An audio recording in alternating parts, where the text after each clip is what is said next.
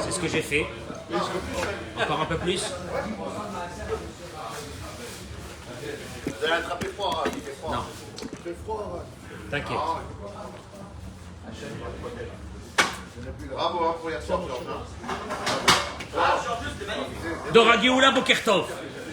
Dora Geoula Yom Tov. C'était comment hier? Hein? Hier. Une folie. Il y avait plus de 25 filles. C'était exceptionnel. On a eu une table. Georges, il nous a fait. Ouais, sa femme, elle nous a fait une table. Écoutez, la vérité, la prochaine fois, j'amène les hommes manger là-bas. Il y avait tellement à manger qu'on aurait pu être là-bas 10, 15 encore ou 20. Les garçons, ils m'ont demandé le même cours. Les garçons sont jaloux. Ils sont jaloux. Bah oui, il faut faire des choses. Et plus tard, je ferai la moitié de la salle, les garçons, la moitié les filles. Et on va les marier. C'est le but. Alors, Boker Tov, Bracha d'Atzlacha, Yom Hamishi. Le ciel commence à se dégager un petit peu après une belle semaine de pluie en Israël. Merci Hachem pour cette pluie. Alors, je rappelle encore pour ceux qui nous écoutent, dans pas très longtemps on sort dehors. Il y a encore des cours qui sont donnés à l'intérieur par des grands rabbinim qui sont avec nous. Et c'est pour ça qu'il y a un peu de bruit. Alors, c'est pas grave, on accepte. Pour Hachem, on accepte ça. Pour les Iloun. Alors d'abord la Refoua Shelema. La Refoua Shelema. Alors la Refoua Shelema, Joël Teila Batodet. Lise Noémie Batulifrecha. Monique Esther Batodet. Jocelyne Batoraïda. Victor Ayush Ben Oded. Maurice Moshe Ben Oded. Gedalia Ben Fradji. Esther Bat Khmissa. Sarah Bat Khana. Sarah Colette Bat Louise. Rivka Bat Gisèle. Refoua Shelema, Nathan Yosef. Ben Yehudi. Yaakov Ben Dina. Laïlou Nishmat. Salomé Rachel Per Chaya Bat Miriam. Mikol Rachel Bat Ibet Chaya. Rina Bat Naomi Gila. Rabbi Yaakov Nissim Ben Suzanne. Yosef Yossi. Mesaud Ben Rina. Pinina Bat Suzanne. Qui encore, pardon? Suzanne Batsemi de Miami. C'est son fils qui est à Miami. L'Aïlou Nishmata, ces paroles de Torah. Quel chesed on fait avec les malades et avec les décédés en disant leur nom. Je rappelle à tous nos amis qui viennent de se connecter. Mettez les noms des malades. Mettez les noms. L'Aïlou Nishmat, mettez pour votre bracha ce que vous avez besoin pour ce cours de Torah de ce matin, Be'ezrat Hashem. Vous savez, j'ai besoin qu'on se remette un peu les idées en place. Le Rav dit que quand on parle du tikkun amidot, de travailler ses traits de caractère, Shmuel, quand on parle de travailler ses traits de caractère, tu sais, quand le matin tu te lèves comme ça avec la colère, et pas content, t'es pas content parce que tu as beaucoup de soucis. Trim la date. Il faut savoir. Shadam rotse la trin. Oui, mais alors le Rav, il a dit qu'il faut travailler les midot. Ouais, mais je suis pas bien, je suis énervé, je suis pas content, etc. À Avoda Rishona Shelo, le premier travail que tu dois commencer à faire le matin. Michael, Olivier, écoutez-moi bien. Celui qui a son portable dans les mains, je lui casse en deux, son portable. Merci. Merci. Oui, Gérard, kol hakavod. Avoda atzmit shelo, il a tsetma bachyanut shelo. Le premier travail que tu dois faire, c'est de sortir de ce sentiment de victime que tu es. Victime. Tu es victime de tout le monde. Tu es victime de ton boulot, tu es victime de ta femme, tu es victime de tout le monde. Mais ayou shelo, et de ce désespoir dans lequel tu es. Écoutez-moi bien, le matin, vous vous levez, premier travail. Je ne suis pas une victime. Vous allez voir pourquoi. Prends-toi en main. Il te dit d'apprendre ça, cette idée. Mais il te dit pour l'apprendre, pour qu'elle te vienne en toi d'abord, c'est de prier à Hachem. qui te donne en toi cette force et ces facultés de travailler. De travailler quoi? Il te dit, sans cette prière, que tu devrais faire la prière qui va t'amener à enlever cette barianout, à enlever cette sensation que tu es victime du monde entier. Parce que sans ça, si tu ne pries pas sur ça, tu ne pourras jamais enlever cette kfira. Parce que lui, il appelle ça, c'est de l'athéisme. Vela akor les gamré. Vous allez le voir pourquoi à travers la paracha. Vela akor les gamré tamida nora la barianout. Il faut que tu enlèves de toi ce sentiment que tu es une victime. Qu'est-ce que ça va pas? Je suis pas bien. À cause de lui, à cause d'elle, à cause de ça, je suis pas bien. Kshadam le roed godel, pourquoi? Sur quoi tu dois prier le matin? Sur cette chose-là qu'il va dire maintenant. Kshadam le roed godel atovot she'Hashem oseh ve'asaimo. C'est une honte.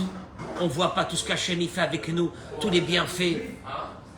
Miyom Ivaldo, depuis le jour où tu es né. Bechol et verega à chaque instant. Ma parole, on devient fou. Vous allez aux toilettes, vous urinez. Vous savez combien il y a eu de miracles avant d'arriver à uriner? Vous buvez, vous arrivez à boire, vous arrivez à manger. Mais vous savez qu'est-ce que ça veut dire faire entrer des aliments à l'intérieur d'un corps? Mais pour certaines personnes, de faire entrer des aliments à l'intérieur d'un corps, c'est fatal. Ils peuvent mourir tout de suite. Vous arrivez à manger, et il te dit, ah, d'un seul coup de Dieu, il lui envoie un isayon, une épreuve. Quand il voit pas ça, quand il a pas ça dans sa tête, ces miracles-là, cette bienfait d'Akadosh Baruch Hu, alors là, il n'est pas bien. Parce que lui, il voit rien, lui. Donc il voit que le mal, que les missionnotes qu'il a, les épreuves qu'il a. Et il tombe et il pleure. C'est le désespoir total de sa vie. Comme si tu n'as que du mal dans ta vie. Tu sais pourquoi tu vois le mal? Tu sais pourquoi tu vois tes épreuves? Tu sais pourquoi tes épreuves prennent des dimensions énormes? Tu sais pourquoi elles te mangent de l'intérieur? Tu sais pourquoi elles te détruisent? C'est parce que tu ne vois pas les bonnes choses que Dieu fait avec toi. Boucha vechirpa. Qui Adam Shero et Atovot. Parce qu'une personne qui voit le bienfait d'Hachem. Ou Mekir, voilà à quoi je vais arriver ce matin, à travers la paracha. Ou Mekir Tova la Boré. Et qu'il a un sentiment de reconnaissance vis-à-vis de Dieu, de gratitude. Sur toutes les belles choses de sa vie. Mesdames et messieurs, partagez-moi ce cours s'il vous plaît. Je vous en prie. Azaï, même quand ça ne va pas dans des choses. Lui, il fait le pour et le contre. Il dit, mais tout ce que j'ai, c'est énorme. Mais vous savez quoi? Allez au cimetière de Natania, vous allez voir le nombre d'enterrements aujourd'hui. Allez voir si tous ceux qui sont enterrés sont des vieillards et des vieilles femmes. Allez voir. Aujourd'hui, allez voir. Alors quelqu'un qui vit avec ce sentiment-là, et non,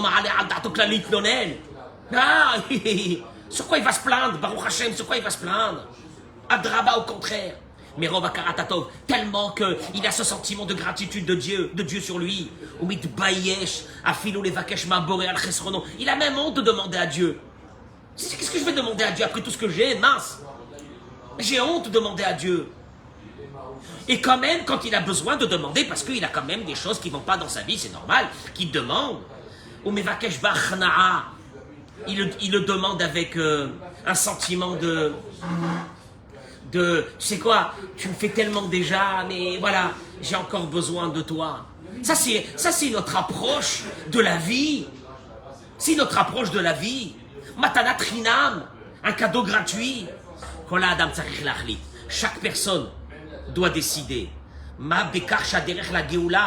Surtout que la libération de la personne. T'as des épreuves, ils partiront pas. Continue à pleurer, vas-y, continue à pleurer.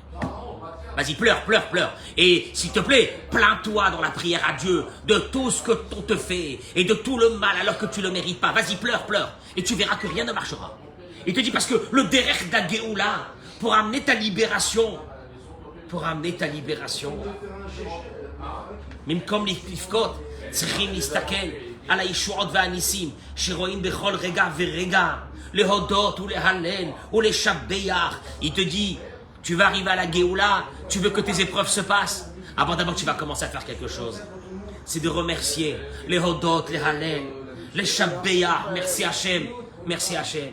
Viens, on commence à énumérer tout ce qu'il fait avec toi. Virakaz, Virakaz, Virakaz. Et seulement là. Les vakesh merbo. Alors après, tu t'approches et tu demandes à Hachem. Que tu es monté dans une joie extraordinaire de tout ce que tu as.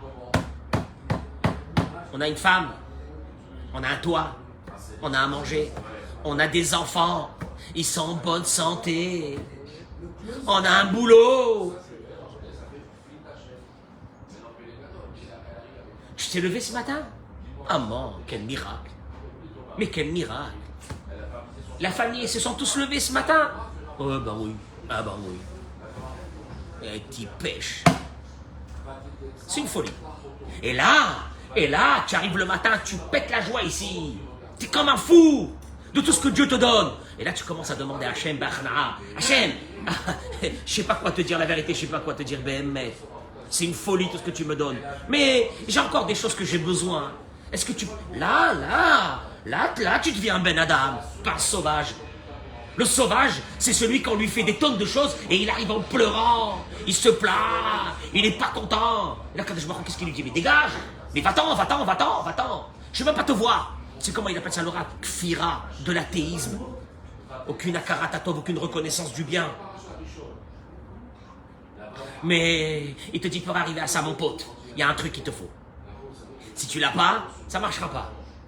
Ve'aish Moshe, Anav Mikol Adam, Asher al Pene Adama. Quand tu parles de Moïse, il est dit, et Moshe était l'homme le plus humble qu'il y avait sur terre. Akaratatova, Imida Ba'a Mitoch Anava. Tu sais pourquoi tu n'apprécies pas? Parce que tu es un sale orgueilleux.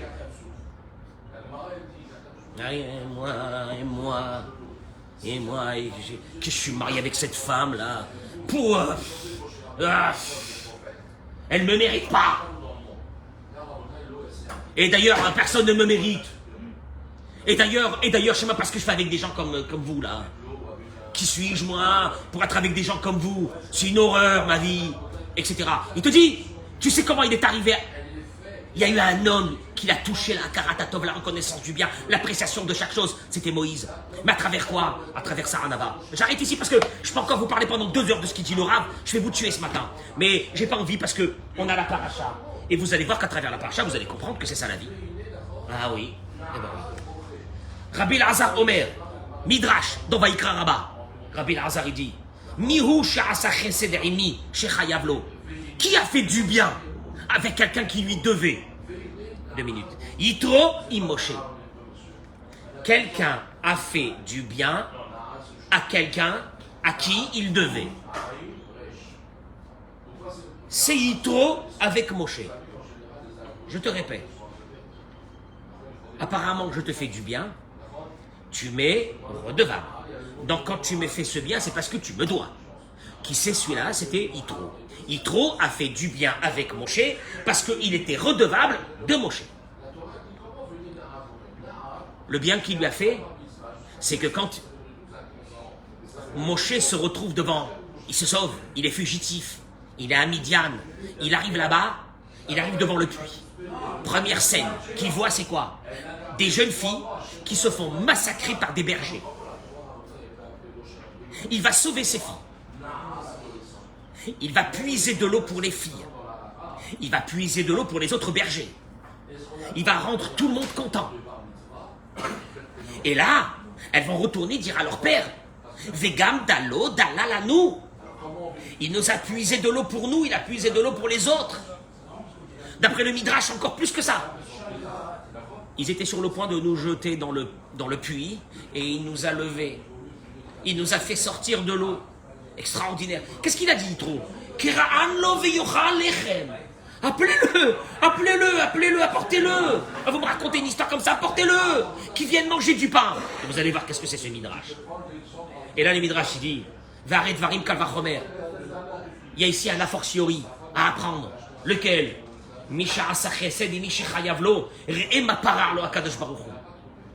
Maintenant, qui c'est qui est redevable? C'est Yitro. Pourquoi il est redevable Yitro? Parce que Moshe lui a fait du bien. Mais comme il a appelé, il lui a dit viens manger du pain chez moi, regardez qu'est-ce qui lui est arrivé. La Gemara dit Dieu un jour, il va rembourser à Yitro le bien qu'il a fait à Moshe. Je t'ai fait un service énorme qui t'a changé ta vie. Toi, tu me rends un service. Et puis l'histoire est terminée. La Torah te dit, Yitro a rendu un service qui lui a dit viens manger. Dieu va lui payer. Quand? Des centaines d'années après. Au moment où Shaoul HaMelech va rentrer pour détruire le pays de Amalek. Qui c'est qui habite là-bas? Les arrière-petits-enfants de Yitro. Il va envoyer des soldats qui vont rentrer dans la ville avant la guerre. Et il va leur dire, famille de Kenny, je vous demande de quitter la ville. Je vous protégerai. Je ne vous tuerai pas, sortez de cette ville. Dis-moi, ah baba, ça va jusque-là. Des centaines d'années, Shaoul, après, il se rappelle. Shaoul HaMelech, il se rappelle du service qu'il avait fait à Moïse, qui était de lui avoir donné à manger. Parce que là, il y a un problème dans cette histoire. C'est quoi? C'est que Chesed, Charasa, il dira Friedlander, Yitro, il Moshe. Mais le Chesed qu'a fait Yitro avec Moshe, c'était un rendu. C'était un rendu. C'est pas du Chesed. C'est normal que si moi je te fais, et je te rends un service de malade, que toi, qu'est-ce que tu fais de l'autre côté? Bah que tu me rends un service. Et la Torah te dit, oh là là, le service qu'il a fait, Yitro, à Moshe, une folie, il a invité pour manger. Il te dit, le pire dans cette histoire, il te dit, qui c'est qui a gagné? C'est Yitro. Pourquoi? Il te dit parce qu'à cette époque, Yitro était en quarantaine. Yitro, tout Midian ne lui parlait plus à lui et à ses filles. Pourquoi?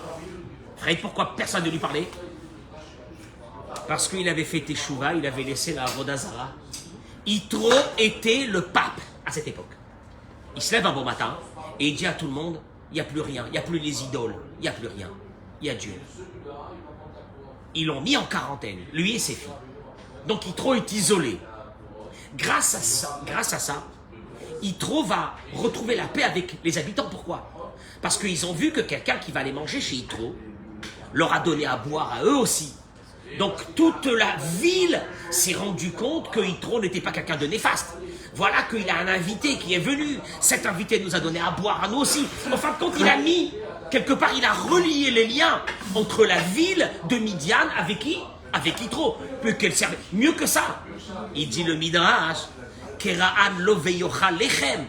Appelez-le pour qu'il mange. Yitro, il a dit à ses filles, j'en peux plus, j'en ai 10 filles là dans la maison. Faites-le rentrer, qu'il en prend une. Ah, c'était intéressé alors? Mais bien sûr, j'étais intéressé. Et d'ailleurs, il va rentrer, il va prendre qui? Sephora, la fille de Yitro. Bah voilà, écoute-moi bien. S'il y en a un qui a gagné dans cette histoire, c'est qui?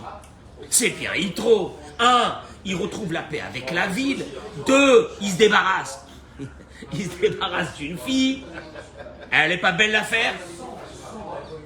Et la Torah, elle te dit, regardez c'est quoi Karatato.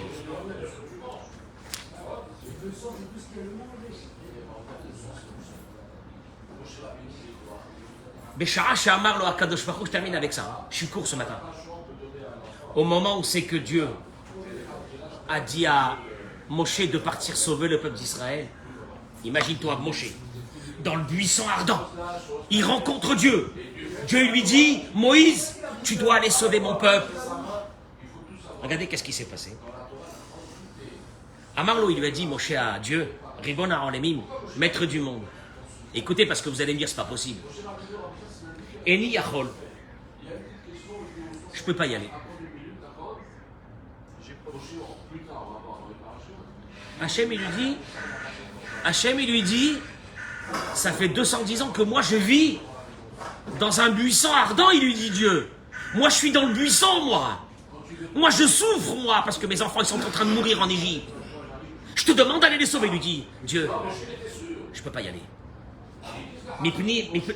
Hein? Il lui dit comment je peux pas y aller? Je te missionne, tu me dis je peux pas y aller. Mipne, chez Kiblan, Yitro. Parce que Yitro, il m'a reçu, il m'a accueilli. Au Patachli Beto. Il m'a ouvert sa maison. Vanir, Imokeben. Et je suis comme son fils. Omi, chez Opoteyar Pitro la Chavero. Et que celui, il lui dit à Dieu, celui qui ouvre la porte à son ami, Nafsho Chayavlo. Son ami lui doit son âme. Quand tu as ouvert la porte à quelqu'un, tu lui dois ton âme. Donc je peux pas y aller. Sam, t'écoutes ça, qu'est-ce que tu dis? Il est fou. Il est fou. Mon cher Rabbeinu, regardez les mots de Rafrid Lander. Nitztava la shuv mitzrayma. Mon cher Rabbeinu a été ordonné de retourner en Égypte. Voyodéa chez Bnei Israël. Et il sait que le peuple d'Israël se trouve dans un grand malheur. Matzav shel pikuach nefesh. Dans une situation de danger de mort. D'ailleurs, après il dit à Dieu, El Chana, ve'ashuva el achai asher b'Mitzrayim. Je vais retourner voir mes frères en Égypte. Et je vais aller voir Odam Haïm, est-ce qu'ils sont encore vivants? Et il sait que la situation là-bas, c'est un camp de la mort. Il ne sait pas s'il va retrouver des survivants. Et quand même, Bimkom les Maher les Mitzraïm, à la place de courir et d'aller tout de suite pour sauver ses frères, il dit à Dieu, je ne peux pas y aller. Je dois aller demander à Yitro la permission. Je lui dois mon âme. Moi, je m'arrête ici, je lui dis, Moshe, tu pousses pas un peu le bouchon, là? Quelle âme tu lui dois? Quelle âme tu lui dois? Tu es venu chez lui, tu lui as sauvé ses filles de la mort, tu t'es marié avec une, sûrement que depuis que tu es chez Yitro, par ta grandeur de ta présence, quelle bénédiction qu'il a dû avoir, sûrement aussi grande que celle de Yaakov quand il est parti chez qui? Chez Lavan. Mais quel ton Yitro, tu le jettes à la poubelle, c'est lui qui te doit. Mais c'est lui qui te doit. Non mais c'est normal, il venait de traverser le désert, il avait faim. Il lui a donné à manger, il a accueilli, 2 minutes. En l'accueillant pour lui donner à manger, celui qui a gagné le gros lot, mais la loterie, c'est Yitro. Attends 2 minutes. Yitro, il sait qu'il vient de prendre le joyau de l'humanité. Il est chez lui à la maison. Le joyau de l'humanité. Mon cher Rabbeinu, quand il est né, la maison s'est remplie de lumière. Mon cher Rabbeinu n'était pas humain. Et là, il dit à Dieu, excuse-moi Dieu, il faut que j'aille demander l'autorisation. Maintenant, je t'explique. Dieu lui a dit, va demander l'autorisation. Ça sous-entend, écoutez-moi bien parce que c'est très grave, que si Yitro lui aurait dit, non, je ne veux pas que tu y ailles, il ne serait pas parti. Là, tu t'arrêtes ici, tu tombes par terre. Et tu dis, ah, je comprends plus rien. Je comprends plus rien. Il y a le sauvetage d'un peuple. Nakadosh Baruch Hu, il dit à mon cher Rabbeinu, va lui demander l'autorisation. Parce que Dieu, il dit, il y a une chose qui est abominable. Et tu as raison, Moshe, elle est abominable. Elle est abominable. C'est celui qui n'a pas de Hakaratato. Celui qui n'a pas de reconnaissance. Va lui demander. En espérant Be'ezrat Hashem qu'il acceptera, Yitro. Mais va lui demander. Parce qu'il n'y a pas une plus grosse pourriture dans le monde. Et Dieu dit, la libération du peuple d'Israël ne peut pas se faire sur le dos d'une ingratitude. Elle se fera pas, vas-y. Va lui demander.